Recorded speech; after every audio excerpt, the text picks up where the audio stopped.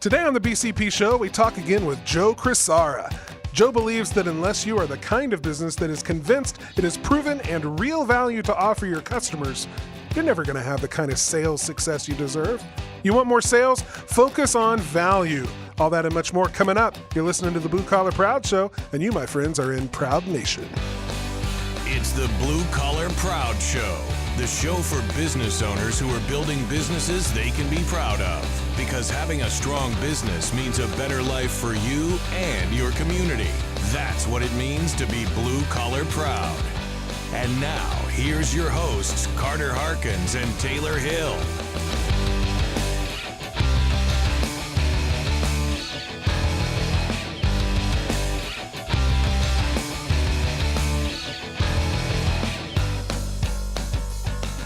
Welcome back to another episode of the Blue Collar Proud Show, the show that is all about having and living the blue collar business dream.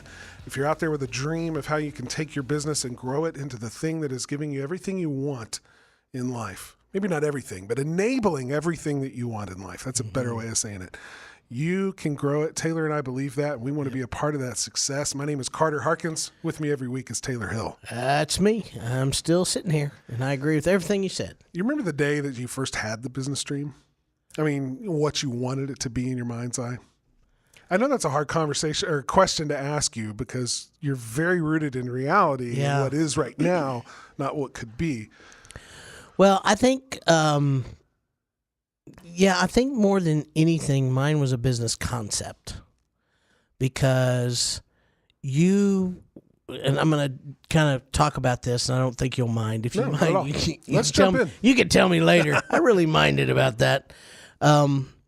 You're very much, when we first started this, it was like one idea after the other. And so I would get sold on one thing, and then about the time I start working my thing and figuring out how they're going to do it, then boom, here comes another idea. It drove me crazy, because I'm a farmer. I come from a farming family. So my thing is, okay, there's a field. I'll say, what do we got to do to this field? Well, number one, we got to figure out if the dirt's right. Let's, got to find the nitrogen and the, you know what I'm saying? And figure out what the dirt is. And then, do we have the right tools? Do we have a tractor? We're going to plow it with a tractor. We got a mule. We may have to plow it with a mule. If not, we're out there with hoes and shovels.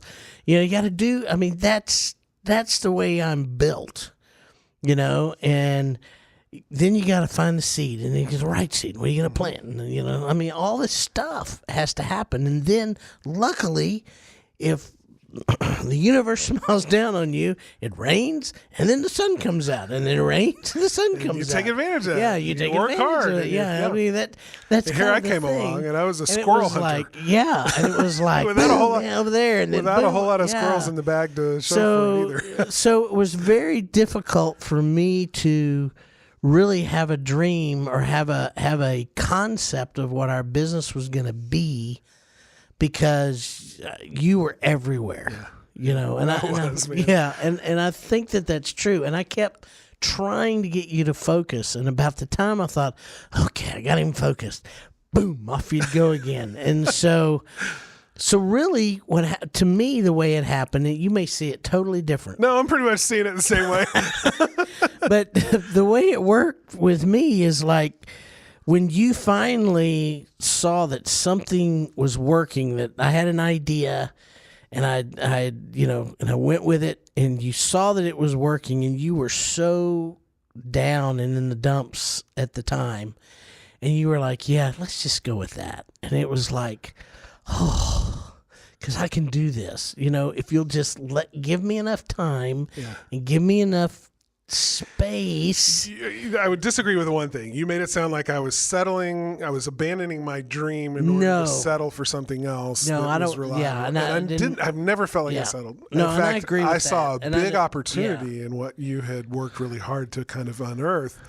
And as soon as I realized the opportunity, I got excited about it. And it was like, no, let's not do that. Let's do this. Yeah, and I agree with that. Yeah. So, and I didn't mean for that to come out. It was just when you said that to me, it was like, holy cow. Because I was down. I was like, I don't know how this is going to work. And so suddenly I saw an opportunity. I perked up. Yeah. And and you were all in. And once you got all in and we were able to steer you And I say we because it was more than just me. I took on the yoke of, in the field. I mean, I decided, okay, I'm going to hook up and harness this energy toward one thing together with a partner in the business, and let's make this happen. You know, when I remember it more than anything, we had a guy on here, James Justice, who's one of our coaches, okay? And I don't know if you remember this, but boy, when we were sitting in there and we were talking one day and we were kind of going through this thing and you were trying to go out and do this other thing at the time, and he kind of, I don't remember what he said to you, but whatever it was, your entire demeanor changed and you've never gone back. I don't know. I wish I could go back and say, let's do a recording of this so I know what that is. But he said something to you that really kind of just, and it was about farming and hunting and all that kind of stuff. Well, I remember a conversation with him because a lot of this goes to identity, right? How do you see yourself in the world? And I had always sort of told the story about myself that I was a serial entrepreneur. But the thing is, like I just said, I was a squirrel hunter without a whole lot of squirrels in the bag to show for it. I jumped around quite a bit from idea to idea. So if you're really going to call yourself a serial entrepreneur, then what you're leaving in your wake is one after another of successful businesses that you've started and then sold, and started and then sold, or started and are running, simultaneously. That wasn't me. And so, it was redefining my purpose here. Okay, I'm going to take the creative energy I've got, and instead of starting things, I'm going to use that creative energy to continue to make one thing better and better and better and better and better.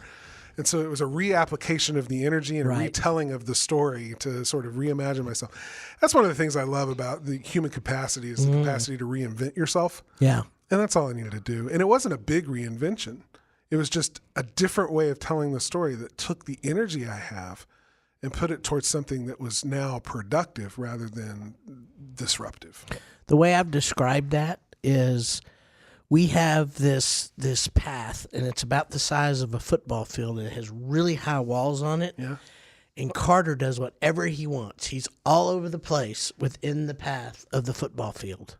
And you are. Yeah. I mean, you go here and help over there. You got an idea over here. I mean, you're still an idea guy, no different than you were before. Sure. Same idea, same great thing. And you execute those ideas and figure out the systems on them. And I mean, the same as you did before, where I'm just driving everybody down the path, and you're all over there and I don't care as long as we're staying within these walls, within the walls of the farm, where we can go.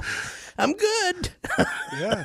No, so at that point, to really go back to that, at that point, it didn't take me long to see we can do this. Yeah.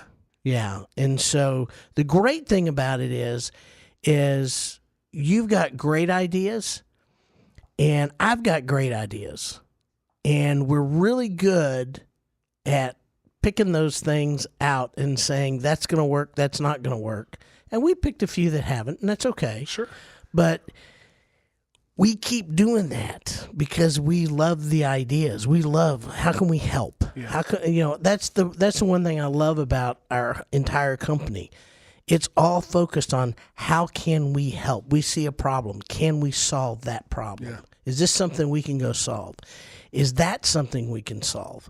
And if we can solve it, how can we solve it? And is it viable? Is it, will it work? I mean, that's really the fun part of our business is that part.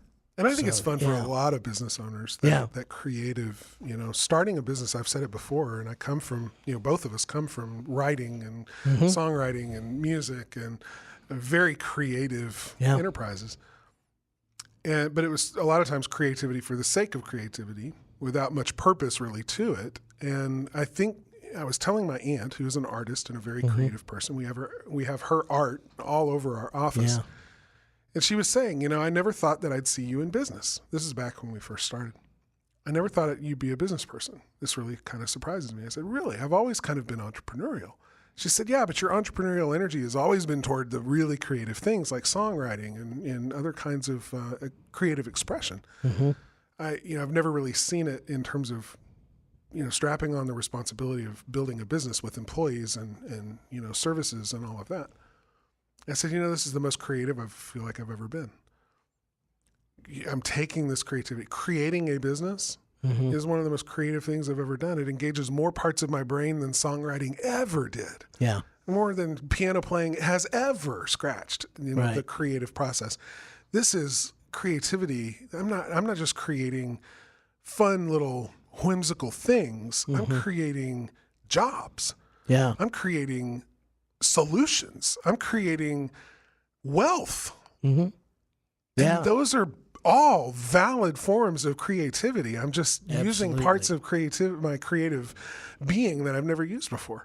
So I think, I say this only because I know others are listening who are entrepreneurial and are creative, individuals as well, who are going, yes, that's it. That's what it's about for me. Absolutely. I mean, I think we're creatures of creativity. I do. I think we were born to create something. We're born more than just sit around and watch television.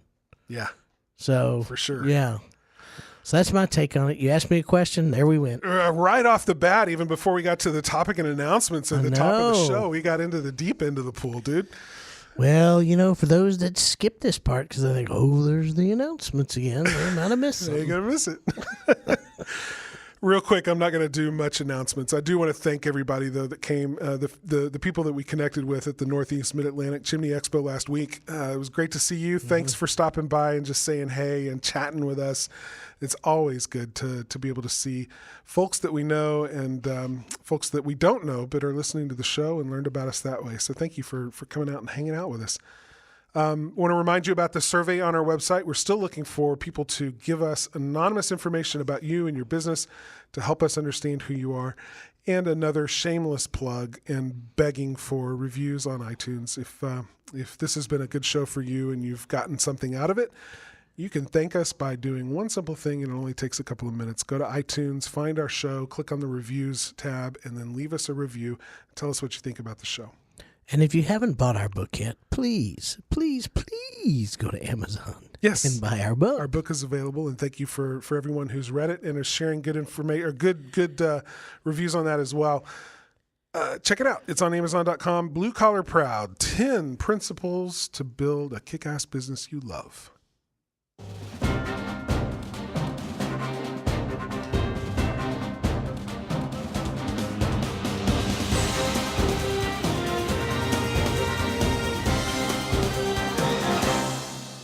We take you now to the front lines and the ongoing battles of blue-collar business.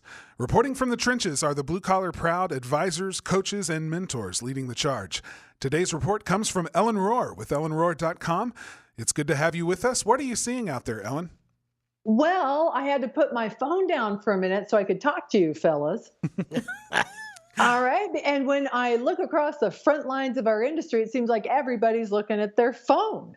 Yeah. What's so interesting on that thing? I know. Yeah. And so here we are right here and now, and yet we're still looking at their phone. And I'm pretty addicted myself. It takes some discipline to put the phone down and go out to dinner and leave it in the car and all those things. But what's so interesting on the phone? We are communicating and attempting to market on the internet, on social media in particular. So let's talk a little bit about social media, how you can use it, and maybe some cautionary advice for keeping social media from sinking your company. Yes. Yeah. All right. Especially lately, there is a lot of political chatter on Facebook, Instagram, Twitter, et cetera, right? Mm-hmm. So should you dive in and put your opinion out there on social media? Now, I'm not gonna say I have the answer to this, but let's you and I discuss perhaps, right, what the pros and cons are to being opinionated in a social media platform. Yes. I have chosen not to dive into things like politics or religion on social media because I feel like social media is like being at a cocktail party with a lot of people you don't know very well. Mm-hmm. And so it isn't something that I would necessarily do if I was trying to make friends and get to know people. Instead, I would talk about kids and food and vacation, which is what I like to bring to the social media platform, or maybe something that's inspiring, but certainly non-denominational and politically neutral. But Ellen, However, go ahead. what would you do if you were drunk at that cocktail party? See, this is where my view of social media.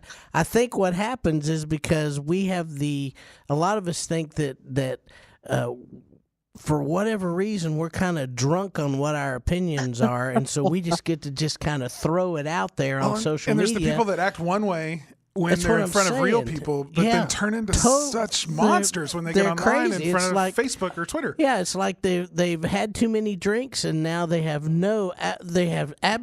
taken off their dresses and whatever and just having a great time in social media and not realizing that other people are watching. I think it's literally true that some people are drinking and typing, and that is never a good idea. And I think there's just this barrier of anonymity or the distance between us on social media that allows us to bring things. Another thing is that it takes being a very, very, very good writer to be a persuasive texter or Twitter, tweeter, or someone who's posting on Facebook. So I have chosen to not participate in these conversations. However, to my detriment, there are some people I love and respect very much who think that I'm a sellout for not being more politically active. You're a woman of influence. You should let your opinions be known. I don't, because I haven't seen any evidence that people are persuasive in these formats. Like, I don't see anyone who says, oh, you know what? That tweet has totally changed my mind about that candidate or my position on this particular social issue. So, this can be a little challenging. Now, if you're representing as your business, our caution perhaps, or I think you guys are on the same page here, that we might caution you to think twice before you post. If you're flying your company colors, then you could take some customers right out of the loop if they disagree with you. That social media may be a place where you're more neutral and your political and political ambitions may be better shared in another platform, like go to the city council meeting or get involved in local politics. What do you think? Yeah, I'm right there with you. I've chosen to do the same thing. I don't use Facebook or Twitter or any social media platform to express political or religious views. I'm happy to have those conversations with you. If you want to have those conversations on a one-on-one basis where we can look each other in the eye, read each other's body language, have true mutual empathy and compassion and understanding for one another, I think we'll actually have a meaningful, really good conversation with the ability to actually make it human. But that does not happen in Facebook. It does not happen online. And so I've just chosen not to do it, both for the sake of my business and the sake of my friendships. Yeah. Well, one thought that came to me as you shared that, did you guys see the Simon Sinek video that's been making the rounds lately when he talked about millennials? Yes.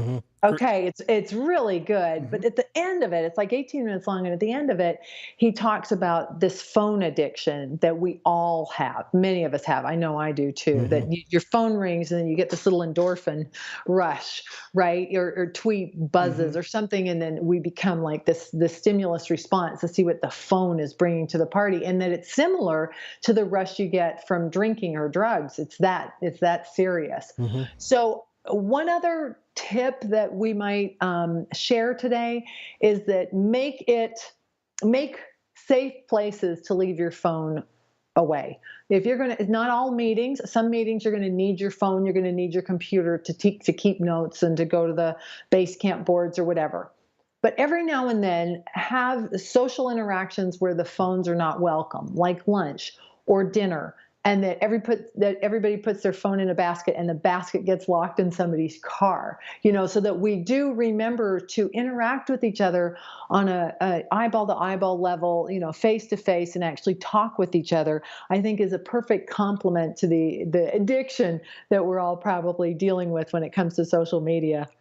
Yeah, and I also think that it's really important for people to remember that when you're on social, people will look you up. I mean, if you're a company, they are going to look you up on the social media platforms, whatever they are. And if you're an owner of a company, they may dig and go to your personal.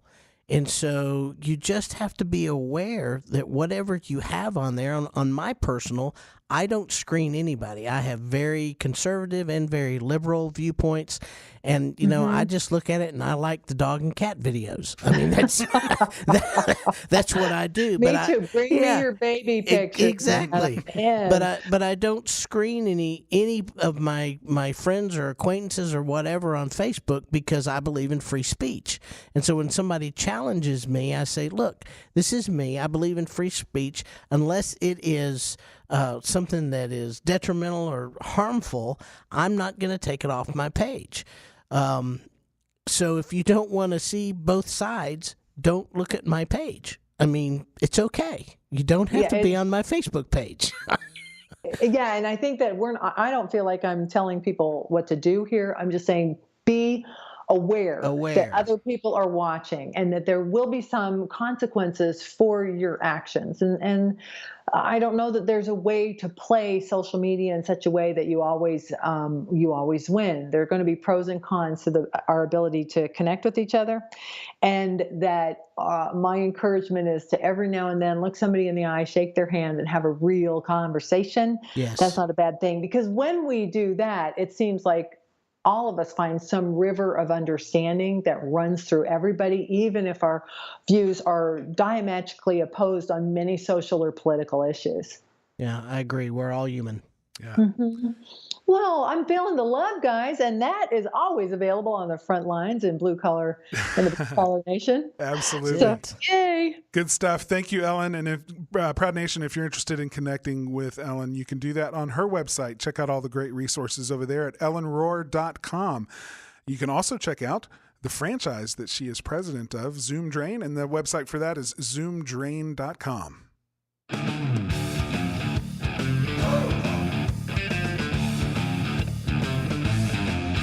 You've got questions, we've got answers. I'm so glad you did that this week.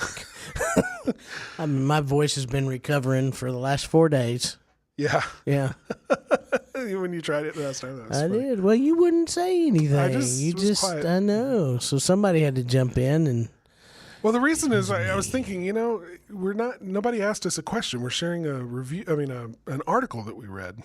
So it didn't make sense to keep saying it, and we're going to read another article today. So if you ever have a question, we do have answers for you.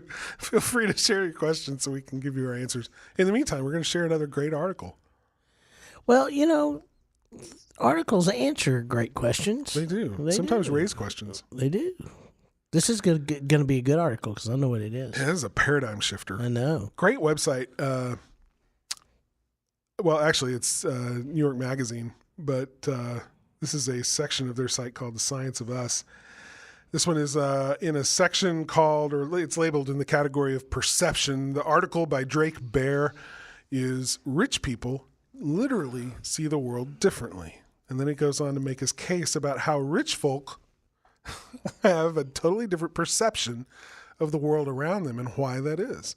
It was interesting. Yeah, it's very interesting. And it also, I think is very true based on some of the stats that I have read about people who actually give to nonprofits and who don't. Yeah. Which is really interesting. Isn't it? Yeah. So it kind of rattles a few cages because one of the what this said was it was the dark irony of this finding here that many people, the respondents to this particular survey, the respondents of higher socioeconomic status, the rich folk, rated themselves as being more empathic. In other words, they had more empathy for people of lesser means. But come to find out that when you stuck them in the reality is scientific, they really don't. fMRI or an EEG studies to see what their empathic response was, which can be measured by several different means, galvanic skin response and brainwave activity and all these things. It came down to they ain't so empathic after all. No, and in fact, what they say they are is really not the case. Not at all. At all. I mean, at all. It's a very interesting thing because when the survey or the information I'd read probably 10 years ago, if that. It may not have been that long ago. It's been a long time ago. About who actually contributes more to nonprofits. The poor. The poorer you are, the more of your income you give. So, you know, what happens with the wealthy, and this is a perspective. So you have to realize, you know, it's somebody that's got $100 million, if they give $10 million, that's in, you say, oh, well, they gave $10 million, but in relation to what they make. So this particular thing was in relation to what you made. How much money do you give? And some of the poorest of the poor give 10, 15, 20% of their total incomes to nonprofits, where the wealthy may give 1 to 4%.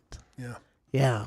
As a relative percentage. Of their total income. Less. Yeah, it's just much less. And so, you know, empathy is one of the things that they said that I thought was really, really interesting, because I think it's one of the reasons that I'm empathetic, but it's for a different reason than what they're pointing out, because I'm dyslexic. So being dyslexic, you have to be so totally cued in to people. Yeah. And, you know, and how people react. Like when I misuse a word, and yeah, I misuse words a lot. I watch for reactions, because I know if I see a reaction on somebody's face, I'm always like, oh, well, maybe it sounds like, you know, and try to get the right word from them, and they help me, and then they feel good about themselves, and I feel good about it too, because, you know, that's just kind of the way. But I've been doing that for years, because it's how you navigate in the world. And so that's one of the things that we're talking about is wealthy people don't have to be empathetic to navigate. Yeah. I mean, they pretty much are okay with themselves. They don't care how you feel. You know, they're out for whatever they're going to do, and it's because they don't need you to navigate in their world. They've got everything they need.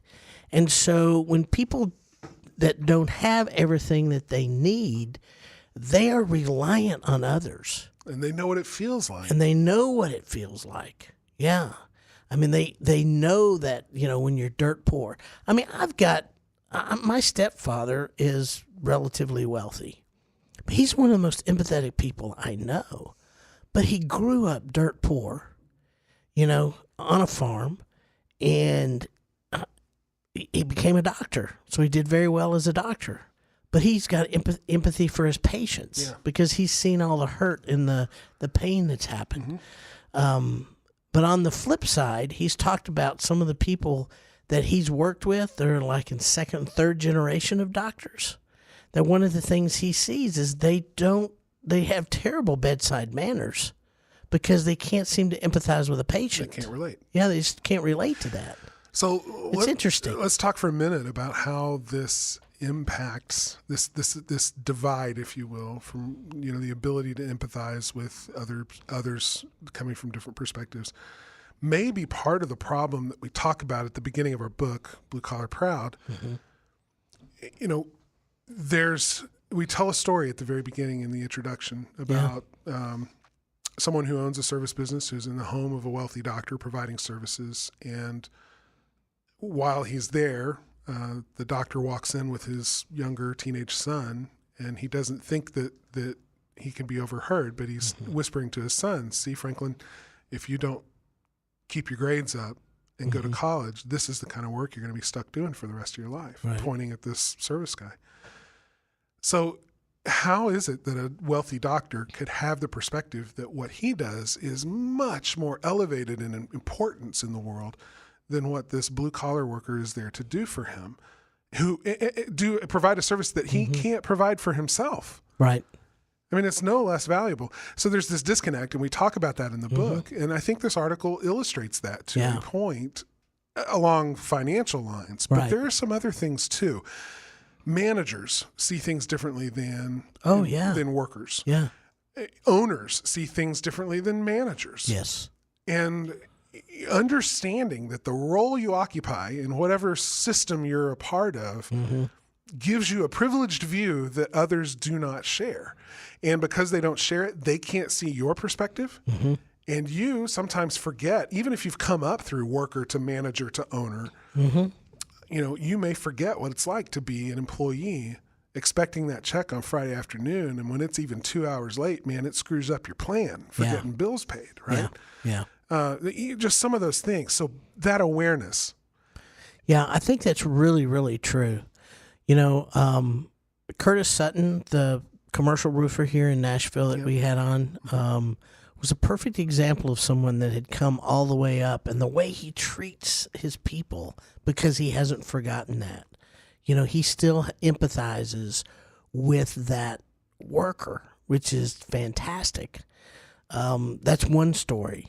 I've told this before. My wife, before she had her own company, worked for somebody, and she used to get so put out with me from some of the things I would say and do and activities. Then she went out on her own and came back 6 months later and said, "Oh, I owe you an apology. I had no idea." And it's the fact that we don't know. It's not that one is better than the other. It's that we've got these divides that we say it's a matter of making a judgment. You're not like me, so I'm not going to like you, or I'm going to disavow you or devalue you. And it can go the other way around. It can be a blue collar worker saying, "Well, you're a freaking doctor." Judging a doctor. Yeah, right. Judging a doctor. You don't know what I go through, without even having a conversation. You just make a judgment. And so having those judgments, it really is about, if we could stop in our culture long enough to say, we're just people. Right. And if we could just realize that we got a lot more in common with each other than not.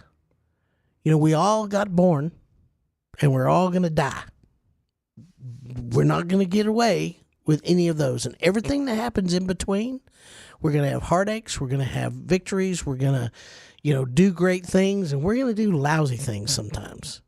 And so to know that we're all that way, and to just try to be a little bit more understanding, a little bit more empathetic on both sides of the aisle, would be nice. It would. But that means that we got to admit that maybe we're not right. We got to admit that maybe... Or admit that the way we see the world is differently than others. Does not mean that we have the privilege of assigning different values on other people who are different than we are. And I know I'm going to enter this territory, and you're going to roll your eyes here in a minute, but this is one of to me, I'm an independent. I look at Democrats and Republicans, and they make me mad because neither side stops long enough to listen to the other one. Oh, it's the problem. And it's crazy. That is the problem. It's absolutely crazy in politics. And so if we want to change our culture, we've got to change our politics. I mean, it is crazy what's going on with that. So, that's my political statement for the month. I'll be good. I agree with you. I agree with you. If you don't agree, then send Taylor a message. Yeah, send me a message. bcpshow.com. I'll be more than happy to have that conversation. And guess what? I'll listen to you. Yeah. Yeah. That's what it's about, right? You bet. All right. Good stuff.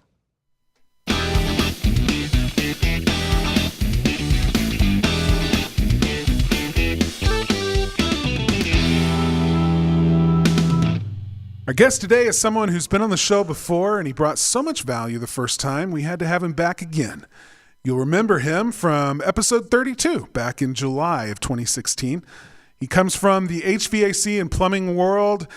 He is known as America's service sales coach, but what we loved about him so much from that first interview was his philosophy about making sure that you focused on your customer as a real human being with needs and relationships that need to be nurtured rather than as a mark for an easy buck or some sort of prey to be conquered. Yeah, he scored big points with us there because that is exactly how we believe the blue-collar proud business owner treats his or her customers. So Proud Nation, back for round 2 of a great and ongoing conversation. Please welcome to the show, Joe Crisara. Hey, Joe. Hey guys, how you doing? Carter and Taylor, thanks so much for inviting me back here. It's an honor to help all the blue-collar Proud listeners and everybody who can get benefit from this. So thanks so much for giving me this honor. It's a wonderful treat. You bet. And we're glad you're here. I'm curious, we've had a great conversation about customer service, about sales, and making sure that the customer comes first. Talk a little bit about what you're seeing out there and some of the changes that are occurring in the industry. I know that's part of what sparked the reason for this particular interview. Well, last time we covered a term I coined as pure mode of service, which is definitely to focus on, the relationships and finding solutions that are on code with your client. This certainly is an extension of that talk today, as we're going to talk about what I call the Uberization of the service industry. If you guys are familiar with that service, you realize that it kind of turned the transportation industry on its head. Yep. And the people who should have been taking advantage of it were left in a state of denial and kind of left in the dust. And many major cities have changed the way they do transportation as a result of it. Are you guys familiar with that? Oh, yeah. Absolutely. Yeah. Uber and Lyft both have just been a disruptive technology for that industry. Yeah, and I've read recently they're fixing to disrupt the trucking industry. So that's going to be another big, interesting thing. Yep. Yeah, I mean, if you have, it's just a natural thing that if you have resources available, I think every blue collar proud service provider has an inventory of time that they need to be able to make productive. And I think that's the key thing, is that how can we take some of the principles of the Uberization of the transportation industry and bring some of those things into and bring them into the contracting or the service industry. And I think there's a lot of lessons that we can learn from this. And today we're going to try to talk about those. So I wonder, what is it that you see when you say Uberization? What are some of the advantages that a service business would have to try to move the direction you're suggesting? Well, I think that the biggest thing is I call it transparency. I think that the average blue collar professional for many years is kind of hid in the shadows of their community, in the stuck in the industrial complex or somewhere in a pole barn in some maybe in some rural area even.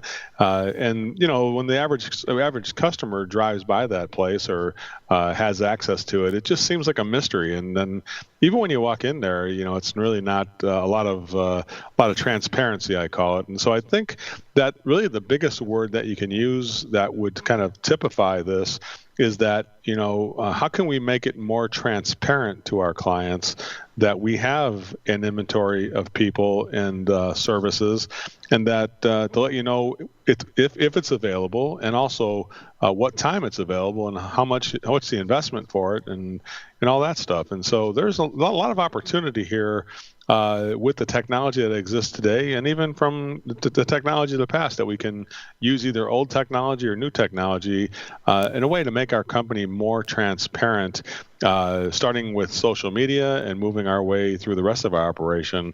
There's virtually every single part of your company, Carter and Taylor, is definitely open for the opportunity to be able to communicate higher value to your client. And so that's the idea, is how can we take all the hidden parts of our business, which are so hard to do, and make that transparent to people that these services and things that we have for you are available. Make sense? So, yeah, it makes sense, Joe, but I'm wondering, how do you communicate that to the guy that's been in business 25, 30 years? He has built his business outside in a rural area. He does pretty good, maybe running 2 or 3 trucks, and you tell him you got to be more transparent. He goes, whoa. I don't want anybody to know anything about me. I want to keep my stuff over here and my business over there. And I'm really happy just doing kind of things hiding back here. How do you convince them that there's a better way?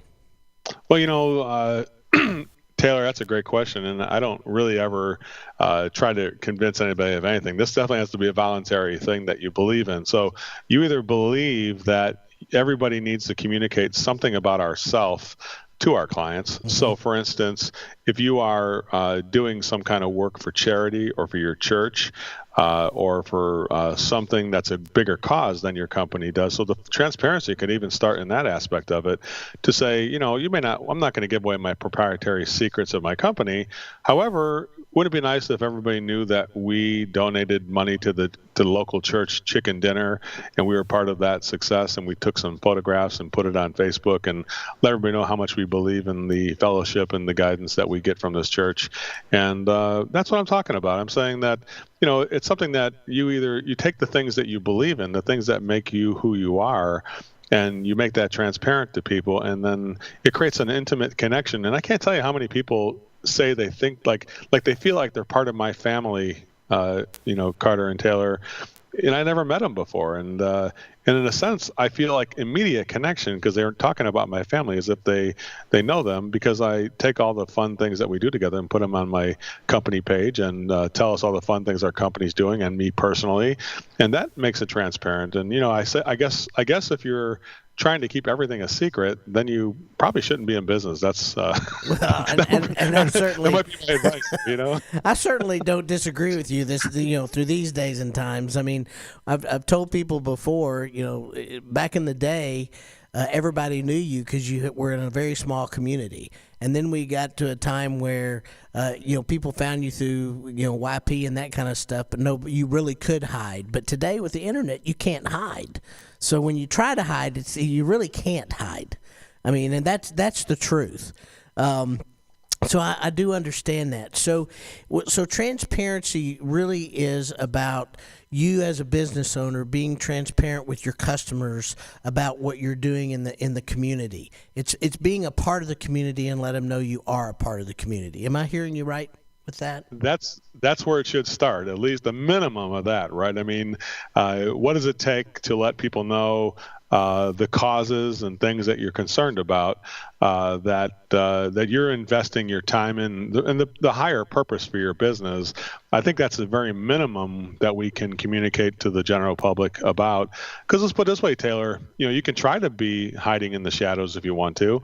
However, your customer is one click away from exposing everything you're doing through a review on Yelp. You see what I'm saying? So even if you try to hide, good luck on hiding, because you're one click away or one word or one sentence away from being flamed by an unhappy customer on Yelp. So if we in today's world, I would say this, Taylor, if we're not doing anything to counterbalance things that might be negative remarks or things that are neutral remarks, then that's the thing that's left that represents our business when we go on a cell phone and search your business, are the things that are not counterbalanced by the other things we do. And you know, the companies that are most successful in the service business have found the way to say, we're going to flood the marketplace with a very minimum with all the causes that we're involved with and all the things that we do for our employees, for our customers, and just realize that we're in the service business, which means that we serve our internal customers and we serve the community as well. And that doesn't mean that we have to get paid for every single thing we do. Some things we do because it's just the higher purpose of the company. Now, there is the specifics of getting the job done, whatever that is. And there is an investment for that, because we can't go running around the community fixing everybody's problem. Yet, I think there is something we need to communicate to counterbalance the effects of transparency, that it's maybe unintended transparency that's going to happen. Does that make sense, guys? Oh, yeah. That makes great sense. So if that's the minimum somebody could do, tell me what's the next step? What's the next step up? Well, you know, I think that it's coming to a point where consumers, I mean, what changed the game for, you know, the Uber industry or that transportation industry was that, you know, the cool part wasn't that you could just call for a car on your phone. You could have done that with the taxi business. You could have called from your phone and called for a taxi, right? The cool part was that you could see the cars that are right next to you. Like, oh my goodness, there's a car a block away. It makes it almost tempting to take a ride, even if you don't need to take one. It almost says, yeah, let's get in the car and just go somewhere, because hey, there's a car. Some guy will drive me for like $15 somewhere. And so it almost inspired the service to becomes almost magnetic in a way, and it's a pleasure to use that business because of that, and there's a lot of things we can do in the service industry to let people know that they can do business with us too. One of you can say there's the the lower technology way of doing it, and there's always a higher technology way of doing it. For instance, we always think that people need to phone us. However, it's possible to do a thing where you can get text messaging. Now, how many people do you know, Carter and Taylor, that use text as a form of communication with each other? Oh, just about everybody these days. Yeah. So, I mean, I know a lot of contractors right now who've gone to a thing where you can code, like, for instance, there's a company in Jackson, Tennessee that's like just text Jackson Heat and you can book your call via text. And he says he gets 60-70% of his calls that get text. The people they prefer it as opposed to, because listen, let's put it this way. We call somebody, it's like we get put on hold, and think of the normal thing that happens when you call some guy who's, like I say, it's a one guy, owner at the company, maybe he's got two guys working for him, and he's busy, he's working, he's not, doesn't got a CSR or whatnot, so it's like, it's a natural, it's like, it gives you the appearance of having great customer service because you're texting me, and and the call gets booked, and we tell you the next appointment, and then therefore it's like, it makes it fun. I can text them anytime I need somebody, and I got that instant connection with somebody. So that's an example of sort of the say lower technology. It's not exactly using a tin can and a string, right. But nonetheless, I think everybody would agree that texting is kind of a basic fundamental now of human communication. It is, but when a company can make use of that, it ups their game, right? I mean, we're talking about world-class service, and that's the part really that we're talking about when we talk about the Uberization of something. It's all about transparency for the sake of creating a better customer service experience and making it so that the customer feels like they have options, they have control, they have the ability to interact with this company on my terms instead of feeling like I've got to surrender all my rights in this process and let this company dictate to me how I'm going to be served. I think that's a transformative way of looking at what Uberization really means. We've built a system that allows for a service business to be able to text their customer for an appointment reminder, just as a convenience. Want to remind you about your appointment this Thursday at 2 p.m. It's going to be Rick who shows up at your door. Here's a picture of Rick to let you know exactly who you're expecting when he arrives. And, it does all the pre-sale kind of stuff so that the woman who answers the door feels very comfortable with Rick coming into her home because she's been able to see Rick and put eyes on him before he ever sets foot, in front of the door and knocks. She's peeping through the peephole and she sees, that's Rick. That's the guy. So we're setting, it puts the conversation at a different starting point when that door is opened. And imagine that. Imagine that the woman greets the service tech, and she says, "So how's your daughter Amy doing?" Because that's something that you in the may bio. have texted. You may have put in the bio or whatever. You got it.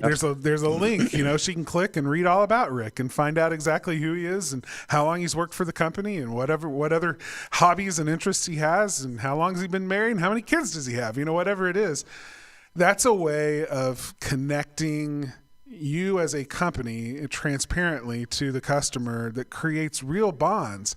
And those relationships, right? I mean, that's what you're, as a sales coach, you talk so much about is putting it in the context of now it's about how can I help you in your life, and it's less about how can I, what's this transaction going to be? What's the value of this transaction going to end up being? I mean, money is a part of the discussion. It always is. But it's, now it's more about the relationship side of it. And I think any company that can make strides toward doing that is winning today. Mm-hmm. Well, I tell you what, you couldn't have said it, Carter. You could have written a little ebook on what you just said. That was amazing statement. I'm taking, my hand's getting sore from taking notes after you just said all that stuff. That well, I get on a soapbox every once in a while. You gotta tell me it's time to step down. No, it wasn't time to start. I was just like soaking in the good. You're preaching to the choir right now, and it's really great. And definitely, you hit the nail on the head with that. I think it's giving people access to the information that's not dangerous access. I mean, you're right. And Taylor had a good point too.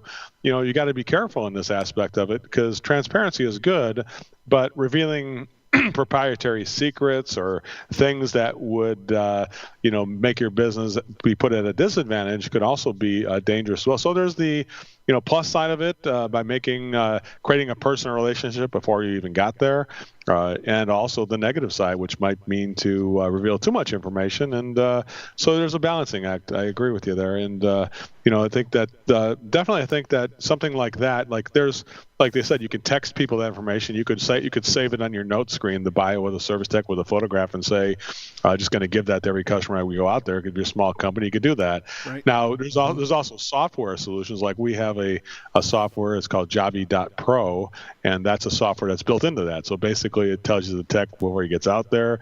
You can see the tech's progress before he gets to the call. Like, where is he at now? When's he going to be here?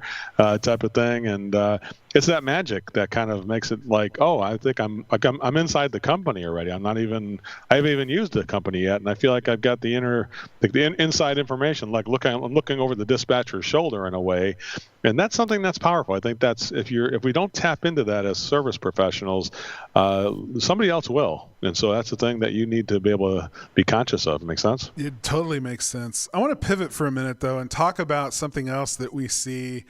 When we talk about Uberization, it's an app. It makes finding a ride dead simple. Just click, open the app, tell them you need a ride from here to there, and boom, you got a car. So I think there's some moves toward that, toward making it easier to find a service professional for a particular kind of job. We see that in some of the market websites that are out there, like Angie's List, like Porch, like Home Advisor, and the list goes on. And there's bigger fish than that getting involved, with Google and Amazon, testing some services and trying some things out.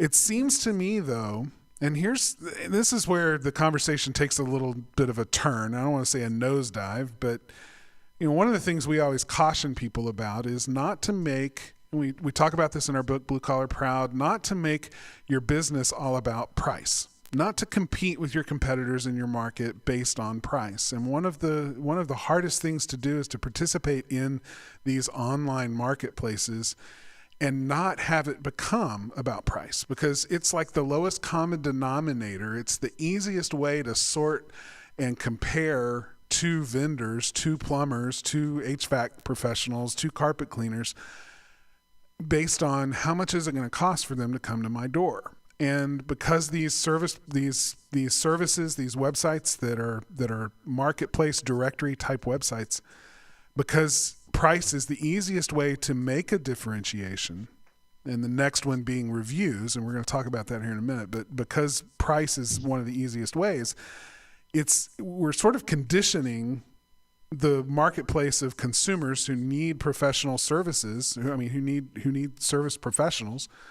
We're conditioning them to think only of price when they're making that decision. And you and I both know that that's probably the worst way to make a decision about who's really qualified to come and take care of this need that I have.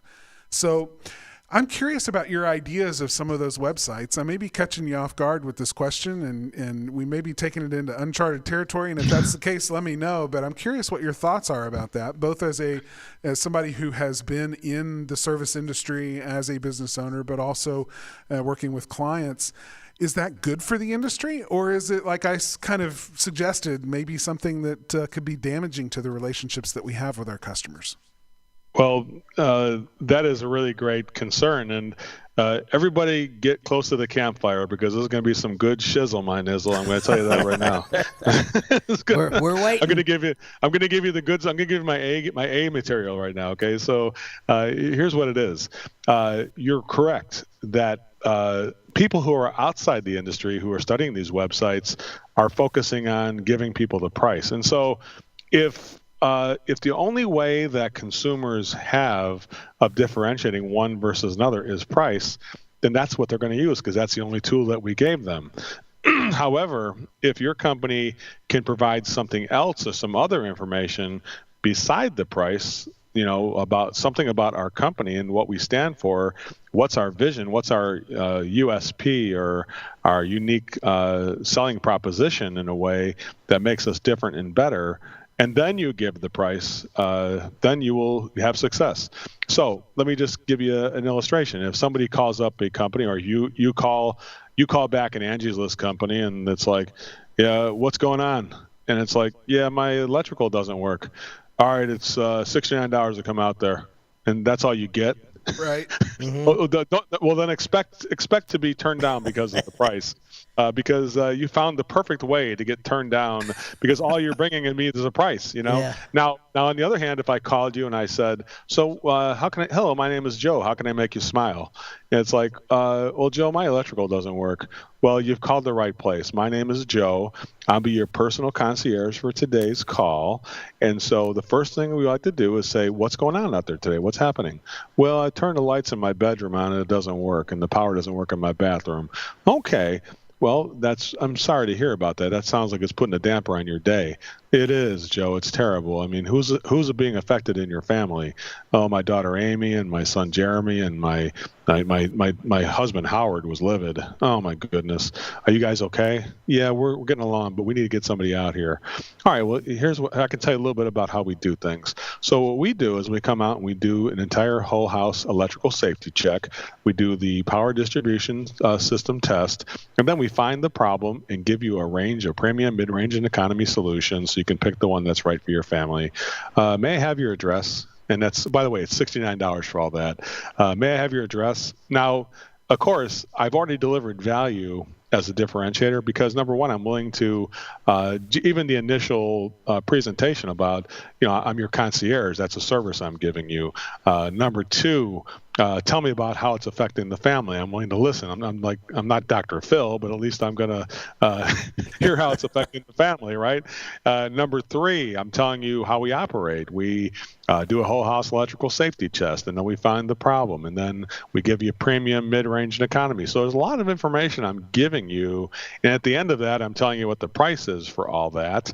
And then by nature of the way I described it, it sounds like $69 is actually cheap because you're doing all that for $69. Give me three of them. It's like, as opposed to, so if every service provider out there, this is part of the Uberization too, guys, which is that we have to be transparent, not just about the price, because if that's the only thing we're being transparent about, well, then expect to lose a lot of jobs or expect to be, cutthroat by somebody else who does it for $39. But if you want people to make a purchase to have you come out there for $69, you need to add value before you give the price. So the key thing is this, guys. The takeaway from this, so I said around the campfire of service here, is that if you try to give people a price before you've told them what they're going to get for that price, good luck. That's not going to work. Make sense? Oh yeah. And I don't know how many times I've talked to a service guy who's just said, I don't have time for these conversations, so I just spit out a price, and if they say no, well, then I use that as my way to weed out the people that are probably going to be problem customers anyway. And I'm like, are you freaking kidding me? I want to hit the guy. Come on. They're creating a self-inflicted wound, and then blaming they're handing the gun to the person and blaming when they get shot. Right. You know what I'm saying? Thank you. That's the analogy. Yeah, right that's there. a great analogy. Yeah, it's differentiating yourself with presenting value first and then giving them a price. But now they're feeling connected to you. You've built a relationship bridge. You care about them. You can't wait to get out there and solve their problem. Of course I'm going to, say, yes, get out here. So I mean, if you called three, like say Angie's List gives you, I think, 3 service providers. So does Home Advisor and these different companies. They give you 3 different people to shop with. The good news for service professionals out there who are listening to the Blue Collar Proud podcast is that most contractors are not listening to this, and so they're not getting this information, and you are. So just from listening to this podcast, you're able to differentiate yourself starting today on today's calls to say, Yeah, well, I'm your concierge. I'll be taking care of today's call for you. Welcome to our company. At least do a welcome to our company. And then secondly, here's how we do things. We come out there, we do a whole house diagnosis of whatever. So if you're a plumber, we do a whole house water delivery and drain removal test. And then we find the exact problem with the system, with that waste removal system in your bathroom. And then we give you premium, mid-range, and economy choices. And then you pick the one that's right. Now it costs the investment is $69 to do all that. And so may I have your address? And then when you ask for the address, it's like, what am I going to say? No to all that? He just gave me a bunch of value for $69. I'm not even going to keep shopping. I was going to shop with two other guys, but once you find the right person, here's what I want all blue collar professionals to know, guys, is that once a consumer finds the right provider, the shopping stops. They may think they're going to call the. How many times have we all gone? Like, when you guys ever bought? I remember I bought a pickup truck. I got myself an extended cab Ford F-250, and I was going to go shop into like 4 different Ford dealers throughout. When I used to live in Illinois, northern Illinois, except for I went to the very first one, and I fell in love with the truck. Fell in love with the salesperson. I loved the service that they had, and I looked at my wife and I said, "You want to go on to the next place?" She's like, "No, I think we're good here." And I was like, "Me too." When you feel comfortable, I mean, you're looking for the easiest route, to getting what you need. And as soon as you find the solution that is giving you, that feeling of trust and everything else, you stop. You don't look anymore. It's that's my guy syndrome. Yeah. I got my guy. I got my guy. Yep, it's I my like guy. it, Taylor. That's good. You're my guy, Taylor. That's why I call you back over here. That's it. So that's what it is. We got my guy. Why should I keep shopping? So all those people out there who say, I don't like Home Advisor, I don't like Angie's List, because they everybody's shopping all the time on that stuff. Let me just tell you something. You can stop the shopping as soon as you provide enough value. Then the shopping ends and the purchasing begins. And now, so whenever you have that concern that everybody keeps shopping, when I get Angie's List customers, they're basically the universe is telling you that you are not providing enough value when you make that phone call to the customer, and so they keep shopping at that point because they haven't found what they're looking for yet. That's right. And so in a way, the people who do this the right way, you realize that there is no competition. That the only competition that any service provider really has, Taylor and Carter, is the person in the mirror who's not doing it right. That's it. That's it. Yeah. Totally agree. People, when they find their keys, they stop looking. Yeah, that's it. That's the way to do it. That's a good. I love that analogy. I'm going to steal that one from you. That's that one's free. Totally free, Joe. That's a baby. All right. Thank you. I was hoping I wouldn't get the bill on that, but thank you. Of course, it would be worth it though if you did send me one. So. No, this is great stuff, and I hate that our time's already up, and I got to cut it short. But you have actually agreed, as part of coming back on the show again, you wanted to give our audience something, a freebie, something that they can really benefit from even outside the podcast. So tell us about that and how they can be a part of it. Well, my marketing in my company at contractorselling.com and at jobby.pro is really the marketing of giving people my service first so they can experience what it feels like to receive our service. And so definitely last time I was on this podcast, we were flooded with requests. And I just want to say thank you so much. And it was such an honor to make sure I handle those people with the utmost kindness and care, and taking extra effort with those people, because I don't take that as a something that we take for granted. I definitely take that as something that's an honor.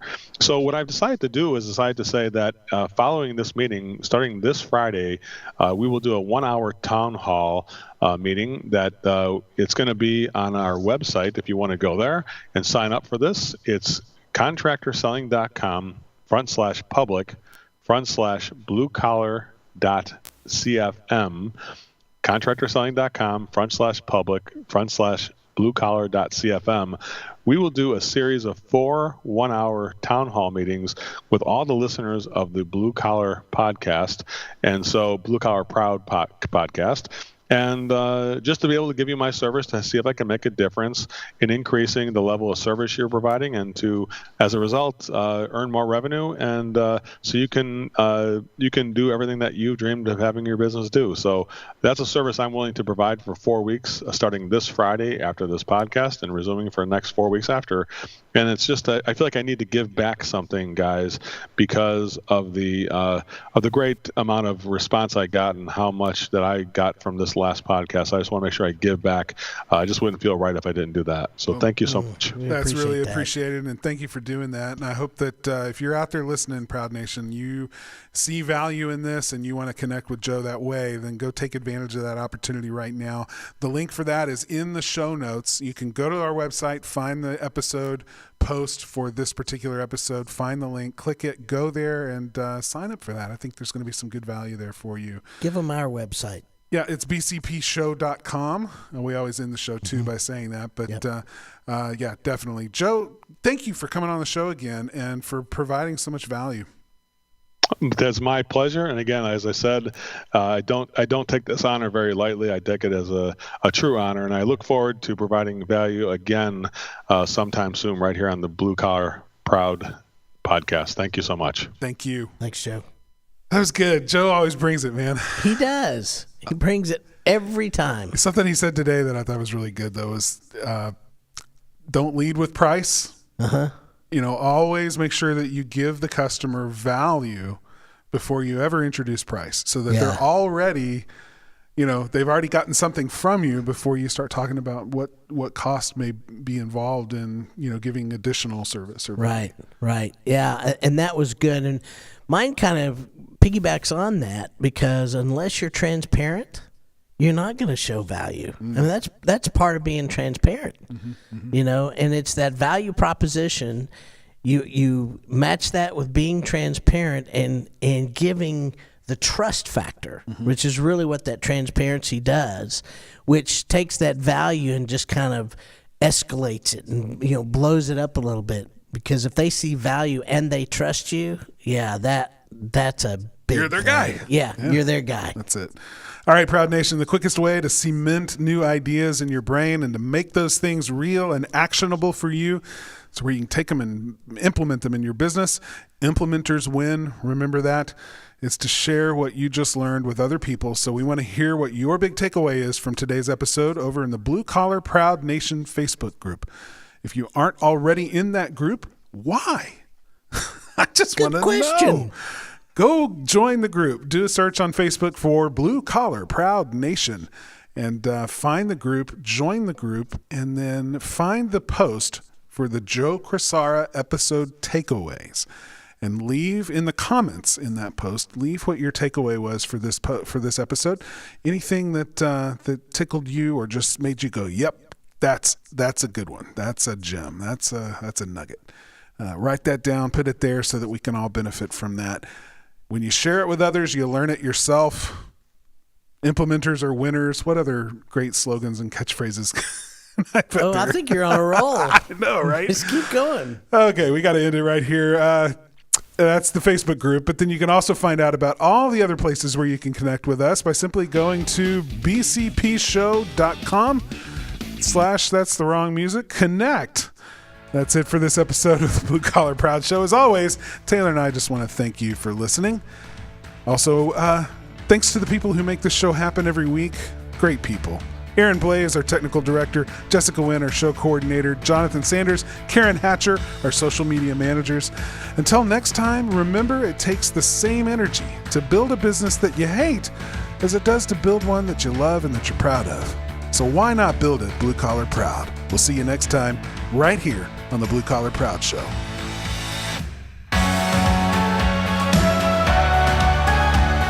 The Blue Collar Proud Show is a production of the Blue Collar Proud Network.